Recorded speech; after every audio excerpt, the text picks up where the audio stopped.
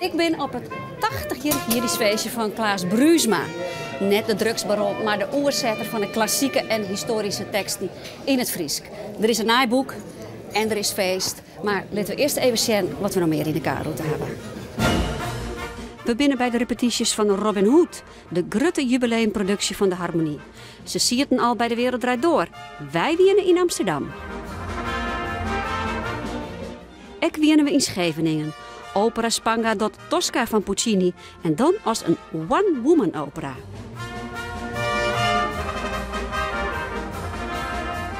En dan Brouwers Accordeonorkest, een fenomeen.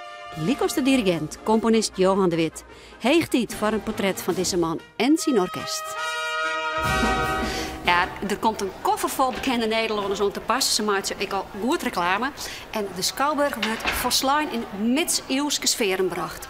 Dat binnen de meest in het eerst springende elementen van Robin Hood. De jubileumproductie van de Harmonie. Want de Schouwburg heeft een feestje te vieren. Het is 15 jaar geleden dat het naaigebouw de Delzet is. En ik al binnen de dreige tijden voor een podium voor de keusten. Het feest zal er komen.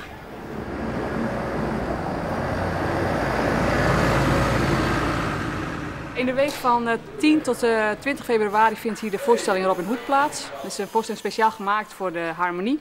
En we zijn nu bezig met de inrichting van het foyer. Mensen die hier binnenkomen dan in die periode, die moeten zich voelen in het, eigenlijk in het Sherwood Forest, in het Engeland van de middeleeuwen.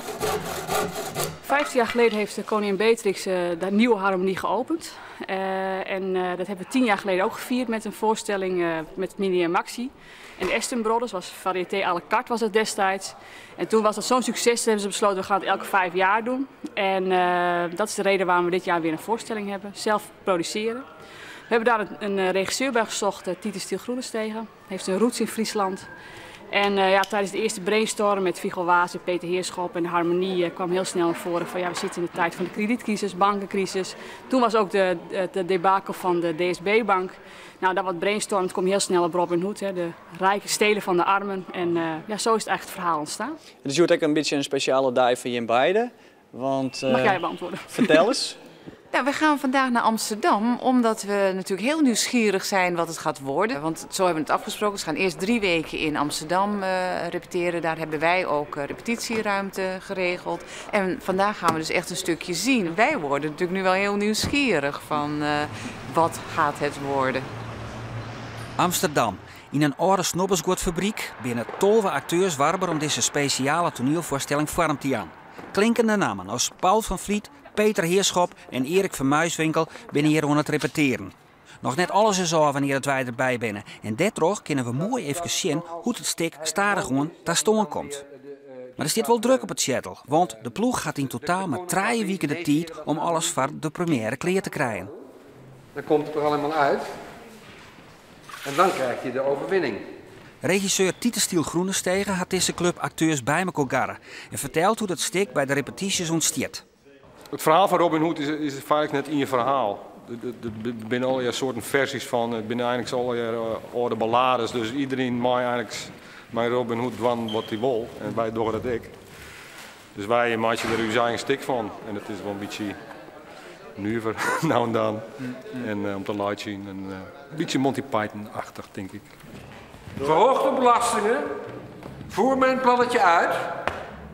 Want ik word koning.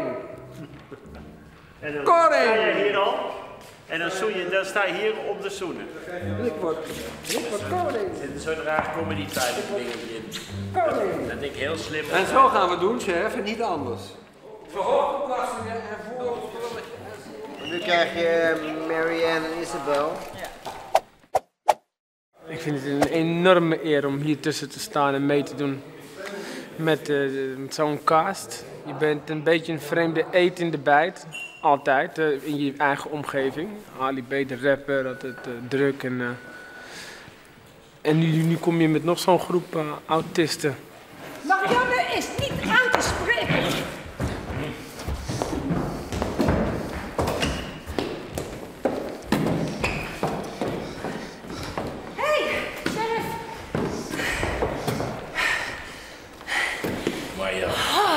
Heb je die avond gezien? Ik stond net buiten voor het raam te kijken.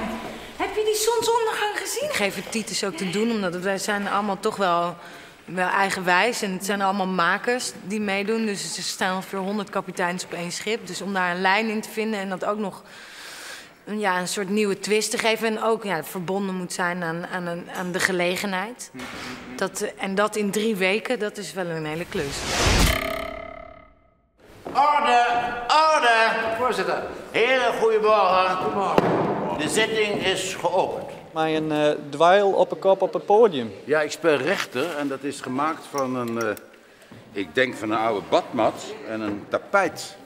En dat kijkt dan zo op de kop, hè? Ja, mooi, hè? En de rechtbank verklaart u hierbij Robin van Locksley vogelvrij. Ze gaan heel wat werk maken van de kostuums, Leeuwik, of net? Ja, ja, zeker, want kostumeer is belangrijk, dat het er leuk en vrolijk uitziet. Voor deel zijn het ook parodieën op kostuums. In plaats van helmen hebben de soldaten een vergiet op het hoofd. Maar ook echte dingen, dus het is het poetje van Robin Hood. Het zijn allemaal volwassen mensen. En dat is niet terug te zien. Want het zijn allemaal grote kinderen. Weet je, op een gegeven moment zie je Paul van Vliet rondrennen met een plastic zwaard. Ja. Weet je, dan ga ik wel even mijn hoofd krabben, weet je. Waar ben ik in beland? En dan begin ik me ook langzaam een beetje bang te worden van, is dit mijn lot? Is dit mijn toekomst? Word ik ook zo? En waarschijnlijk is het antwoord ja. Dus we zien jou zo meteen terug in een maillot en 2 zwaarden in de hand. Ik heb een maillot onder mijn jurk, ja. Dat is papa weer, hè? Gek van. En het kost een hoop cent ook. Een leuke club om mee samen te werken? Ja, een hele leuke club, ja. Dat was ook wel een voorwaarde. Dat zag ik ook wel aankomen in de verte. Want je gaat niet 5 weken ertussenuit een stel mensen voor straffen. Vogelvrij. Ik verklaar hem hierbij Robin, de rechtbank verklaart u hierbij Robin van Locksley vogelvrij. Het allerleukste is nog dat ik een aantal van hen ook nog eigenlijk niet kende. Zoals? Wende Snijders kende ik niet. Ali B kende ik niet. Paul van Vliet dan een klein beetje, maar om dan eens een keer echt wat met ze te maken. Ja, dat is een sensatie. Ik weet niet of dat al genoemd is dat het zo bijzonder is dat we deze namen bij elkaar hebben. Dat mensen eigenlijk denken van, ja, 1 avond Erik van Muiswinkel, 1 avond Paul van Vliet. Nee, we hebben ze echt elke avond op het toneel staan. Nou ja, je hebt vandaag ook een beetje mee kunnen kijken bij de repetitie. Het wordt volgens mij echt geweldig. Vogelvrij. Grote vraag bleef wel, waar nou krijgt Robin Hood spelen? Helaas konden wij dat net achterheljen. Daarvoor zullen je zelf naar de harmonie matten. En dat kind van Montjoen al. Wij gaan naar Córdoba toe. Wij gaan naar Córdoba toe.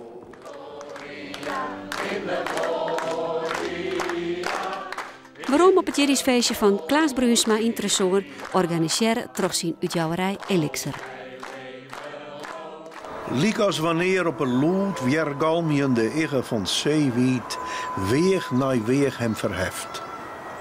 Als de wind uit het westen haar zwiepket. De Ilias en de Odyssea van Homeros in het Friesk.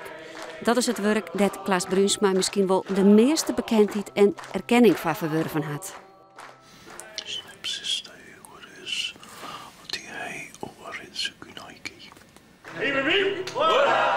Maar dat wie in 2004. We binnen nou al een tal jaren en werken verder. In de boekhandel luidt nou Vergut. Een oorzetting uit het Nederlands van een Franse tekst van Guillaume Leclerc uit de 13e eeuw. En het is een Britse ridderroman over een boerenjongen die het ridder werd. Doet de boerenjongen dat vandaan, liet hij zijn ploeg staan. En hij kwam daar op die bies, zou vlugger koe. Hij hier zijn gnodze mijn noemt. Doe, dat is een kneppel. De Friezen moeten, als ze dat willen, de klassieken in eigen taal leren kennen. Tegelijk jou dat het Fries als zodanig, de taal, ik een oren status. Een hegere status, want pas als de klassieken in eigen taal oorzet binnen, had een taal werkelijk de status die het verdient. Tjoch, op de zonde van je hem alle jaren. Opera Spanga is al een periode net alleen nog maar te vinden in de film van Spanga. Hun grote Ieperloft-opera's worden al een periode afwisselen terug uit stapjes boeten de provincie en ik boeten de Ieperloft. Zo wien ze verliezen hier helemaal net in Friesland te zien, maar stingen ze in Delfzijl met Carmen. Dit jaar reizigen we ze even naar Scheveningen, want daar docht Spanga de one-woman opera Tosca van Puccini. Maar ze binnen in de zomer ook in Spanga te zien.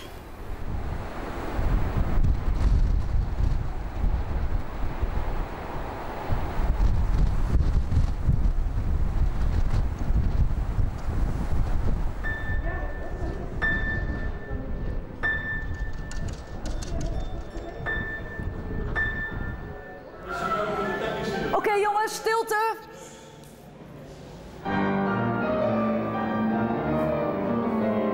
Er mag iets minder bij die stop als dat lukt. Iets minder hard.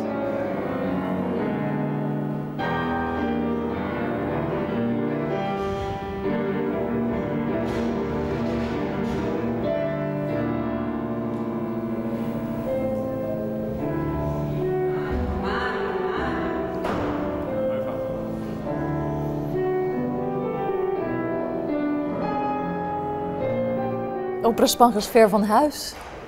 Helemaal in een briesende storm zijn we hier naartoe gewaaid, aan zee. In het museum Beelden aan Zee in Scheveningen. Want Frances, die de Tosca zingt, haar broer is hier conservator. En ja, die zei, ik wil dat hebben, ik wil dat hebben, ik wil dat hebben. Is This Tosca is een humoristische bewerking van de bekende opera Tosca van Puccini.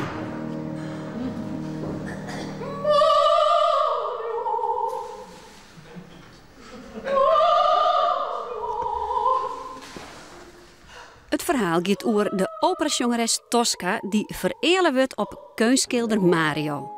Maar omdat hij een steedsvijand verstopt, wordt hij oppakt en tot de deer veroordeeld door de sadistische haatcommissaris Scarpia, die het ook een eegje op Tosca had. Speciaal voor Frances van Broekhuizen werd het stuk omwerken tot een one-woman opera. Ik zing normaal opera's, ook in Spanga, dus gewoon een rol. En ik wil altijd ook tussendoor recitals geven en het liefst een one-woman show. Dus ik kwam bij Corina, ik zei, joh, ik wil weer eens een one-woman show doen, kan jij dat regisseren? Nou, Corina zei, dat is leuk, maar dan moet dat wel naar aanleiding van de opera. Ik zeg, nou, dan moeten we Tosca doen. Want daar zitten 3 figuren in. Ik zeg, en dan moet dat een beetje à la Tommy Cooper. Dat is die goochelaar en die heeft 1 sketch waarin die een half pak aan heeft. 1 matroos en 1 vrouw en die draait steeds om, zo. Dus ik had dat zo in mijn hoofd dat als je een beetje snel schakelt, dat je moet kunnen zien dat je dan de ene figuur bent en dan de andere. En Corina heeft dat dus heel goed verwerkt in die regie. Soms dat ik, nu gaat het, maar in het begin werd ik helemaal gek, want ik moet zoveel doen tegelijkertijd. Dus het is wel ambitieus, maar ik geloof dat het wel leuk gelukt is, ja. Waarom kan ik Tosca eigenlijk niet zeggen dat ik Angelotti bij ons in de put in de tuin heb verstopt? Ik vind dat ze dat moet weten. Voor het zeilschip binnen de winterse uitstapjes een volkomen afwisseling met het simmerske werk in Spanga. Maar is het museum net te oors voor het zeilschip? En kan opera Spanga sowieso wel zonder Spanga? Ik kan niet zonder Spanga. En ik denk ook dat is heel gek, maar de manier waarop ik me heb mogen ontwikkelen, kon alleen maar daar. Kon in dat rode, socialistische, liefdevolle, hardwerkende gebied. Dat klinkt natuurlijk heel melig, maar ik weet zeker dat dat zo is. Ik had mij zo nooit in een theater kunnen ontwikkelen als operaregisseur. Nooit, nooit, nooit. Dat kon alleen maar daar. Dat kon met het hallo van Jacob en Kobi de Wolf en et cetera, et cetera. Dat is een andere sfeer. Daar blijf je wakker door, daar blijf je wakker. Dat is eigenlijk. Mijn lief vroeg mij vanmorgen, ben je zenuwachtig? Toen zei ik, nee, ik weet helemaal niet waar ik naartoe ga. In Spanga word je 's morgens op de dag van de première wakker en dan ruikt het op een bepaalde manier. Je kent de grasprietjes en je weet en het geluid van de ganzen en et cetera. Dat geeft een ander, dat maakt in mij iets anders wakker, waardoor ik anders creëer. Nogmaals, dit is dus ook in Spanga gemaakt, moeten we niet vergeten. En dan mag het uitvliegen. Vergeet niet bij de eerste schot mooi neer te vallen. Wacht, ik doe het je even voor.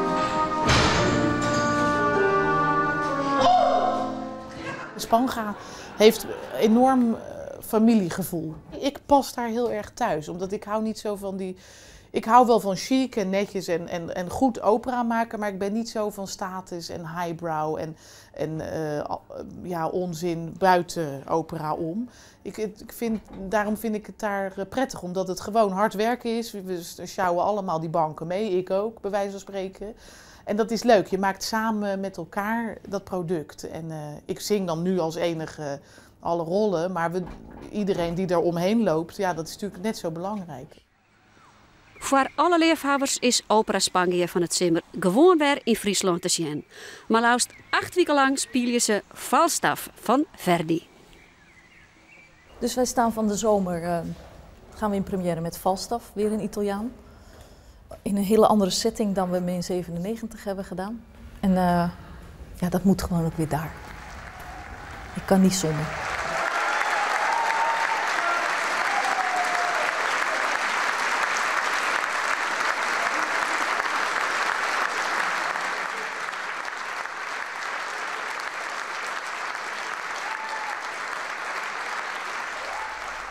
Bert Loper van Tresor ontbleert het portret dat Douwe Elias schilderde van oerzetter Klaas Bruinsma.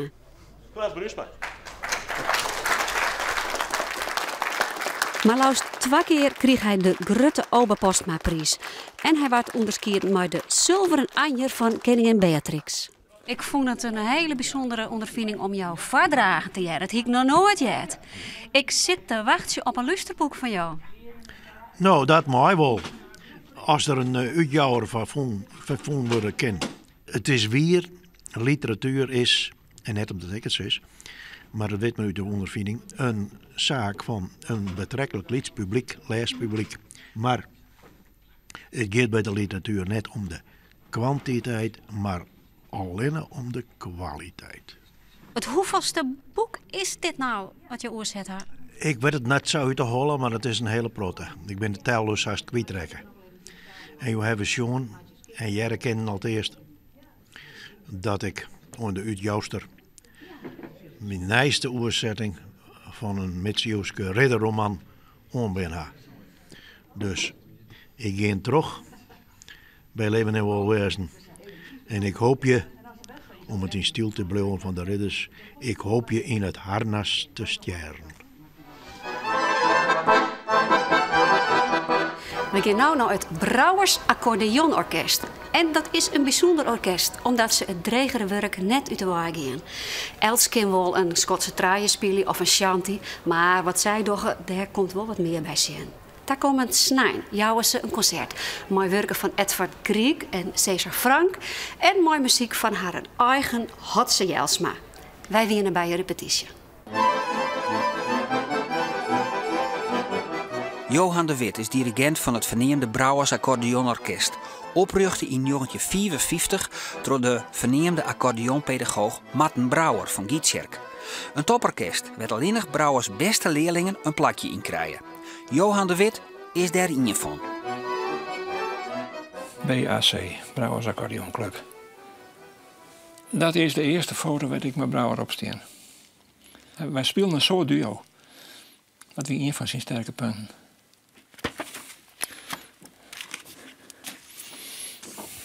Deze bijvoorbeeld.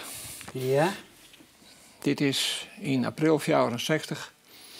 Want we moesten nu het eerste concert gaan, maar de instrumenten de Brouwer net meer hebben. Brouwer stoor op 8 mei 1963.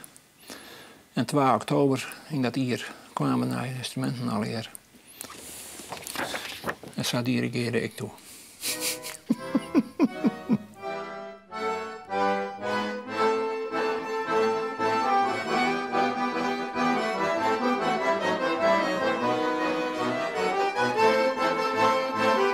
Ze spelen je overal en maak je ook concertreizen naar het buitenland. En op een van die reizen, naar Italië, regel je ze dat de verneemde accordeonfabriek Galanti nieuwe instrumenten naar haren ontwerpmaatjes zal. De Galanti-fabriek bestaat al lang niet meer, maar de accordeons binnen net stikken te krijgen. Als Brouwer in 1963 versteert, neemt zijn leerling Johan de Wit het stokje oer. En hij zit nog altijd op een bok en is ik net van doel om ermee op te houden. Hij wil in het harnas stjeren. De uitgangspunten, principes en doelstellingen van het orkest, zoals Brouwer zo bedoeld hier, staan er nog altijd rug door roin. De bedoeling is altijd geweest, ik in de Brouwertijd al, nou, wat is de beste muziek die het voor accordeonorkest kunnen is? Gewoon artistiek jongen. Net op volksmuziekniveau, maar gewoon op kunstniveau. Dat willen wij doen. Maar we willen ons achterban ik net verliezen. En volksmuziek is ook prachtig. Dus we hebben altijd in het begin weer dat Engelse volksmuziek en Duitse volksmuziek was een keer wat Oostenrijks. Nou ja, later kwam Rusland, dan kwam die grijs wat iepen. En ja, dan keep je eens een plaat met een prachtig Albanese volksmuziekstuk erop. En dan denk je, ja, dat moeten wij eigenlijk ook met de man. Nee, dat is een begin van niks.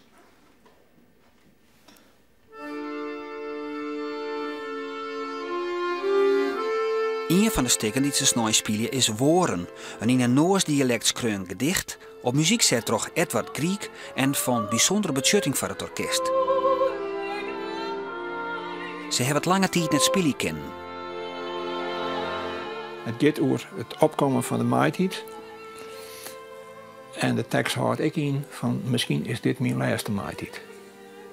Daarom wie het destijds bij Brouwer zijn begrafenis ik, want dat wie zijn laatste maaitijd. Daarom wie dat een gevoelig stuk. Dat hebben we vaker maar stikken gewoon. Ja? Tot een crematie gaat, ja, dan maar we de eerste keer met het net weg.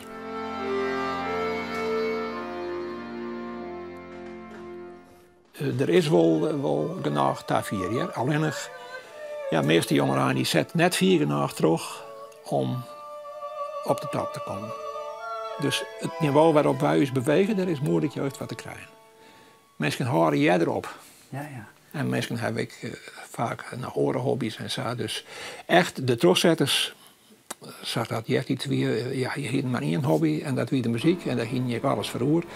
Ik heb het idee dat dat wat aanneemt.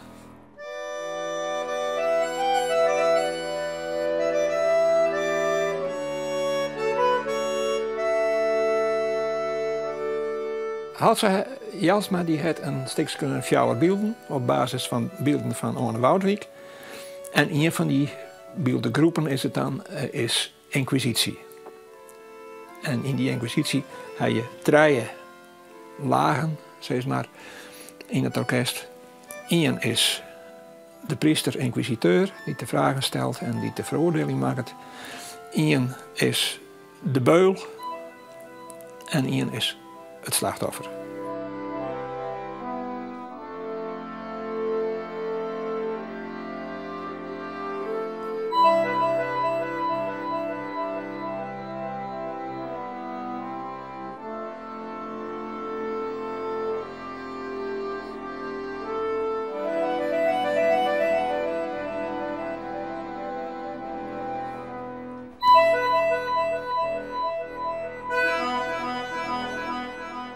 Het Brouwers Accordeonorkest, nou snoeit de middag om 11:00 in de Museum Tjerke Ebenhaezer in Wierum.